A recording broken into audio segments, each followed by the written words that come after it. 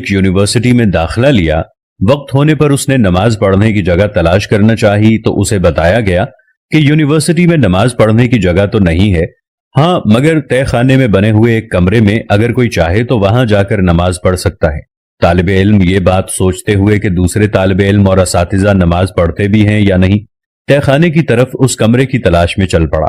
وہاں پہنچ کر اس نے دیکھا کہ نماز کے لیے کمرے کے وسط میں ایک پھٹی پرانی چٹائی تو بچھی ہوئی ہے، مگر کمرہ صفائی سے محروم اور کاٹ کباڑ اور گرد و غبار سے اٹا ہوا ہے، جبکہ یونیورسٹی کا ایک ادنا ملازم وہاں پہلے سے نماز پڑھنے کے لیے موجود ہے۔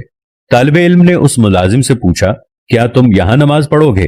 ملازم نے جواب دیا، ہاں، اوپر موجود لوگوں میں سے کوئی بھی ادھر نماز پڑھنے کے لیے نہیں آتا اور نماز کے لیے اس کے علاوہ کوئی جگہ بھی نہیں ہے۔ طالب علم نے ملازم کی بات پر اعتراض کرتے ہوئے کہا، مگر میں یہاں ہرگز نماز نہیں پڑھوں گا، اور اوپر کی طرف سب لوگوں کو واضح دکھائی دینے والی مناسب سی جگہ کی تلاش میں چل پڑا، اور پھر اس نے ایک جگہ کا انتخاب کر کے نہایت ہی عجیب حرکت کر ڈالی۔ اس نے بلند آواز سے اذان کہی۔ پہلے تو سب لوگ اس کی عجیب حرکت پر حیرت زدہ ہوئے، پھر وہ ہنسنے لگے اور قہقہے لگانے شروع کر دیے، انگلیاں اٹھا کر اس طالب علم کو پاگل اور اجڑ شمار کرنے لگے، مگر یہ طالب علم تھا کہ کسی چیز کی پرواہ کیے بغیر اذان پوری کہہ کر تھوڑی دیر کے لیے ادھر ہی بیٹھ گیا۔ اس کے بعد دوبارہ اٹھ کر اقامت کہی اور اکیلے ہی نماز پڑھنا شروع کر دی۔ اس کی نماز میں محویت سے تو ایسا دکھائی دے رہا تھا کہ گویا وہ اس دنیا میں تنہا ہی ہے اور اس کے آس پاس کوئی بھی موجود نہیں۔ دوسرے دن پھر اسی وقت پر آ کر اس نے وہاں پھر بلند آواز سے اذان دی، خود ہی اقامت کہی اور خود ہی نماز پڑھ کر اپنی راہ لی، اور اس کے بعد تو یہ معمول ہی چل نکلا۔ ایک دن، 2 دن، 3 دن، وہی صورتحال۔ پھر قہقہے لگانے والے لوگوں کے لیے اس طالب علم کا یہ دیوانہ پن کوئی نئی چیز نہ رہی، اور آہستہ آہستہ قہقہوں کی آوازیں بھی کم سے کم ہوتی گئیں۔ اس کے بعد پہلی تبدیلی کی ابتدا ہوئی۔ نیچے تہہ خانے میں نماز پڑھنے والے ملازم نے ہمت کر کے باہر اس جگہ پر اس طالب علم کی اقتدا میں نماز پڑھ ڈالی۔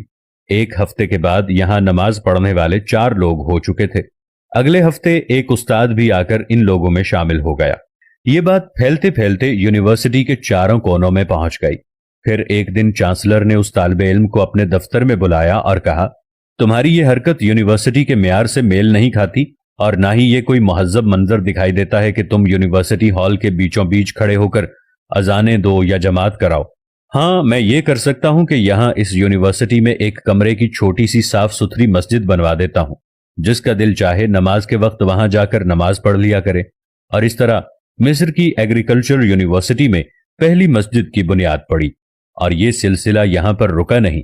باقی کی یونیورسٹیوں کے طلباء کی بھی غیرت ایمانی جاگ اٹھی، اور ایگریکلچر یونیورسٹی کی مسجد کو بنیاد بنا کر سب نے اپنے اپنے ہاں مسجدوں کی تعمیر کا مطالبہ کر ڈالا، اور پھر ہر یونیورسٹی میں ایک مسجد بن گئی۔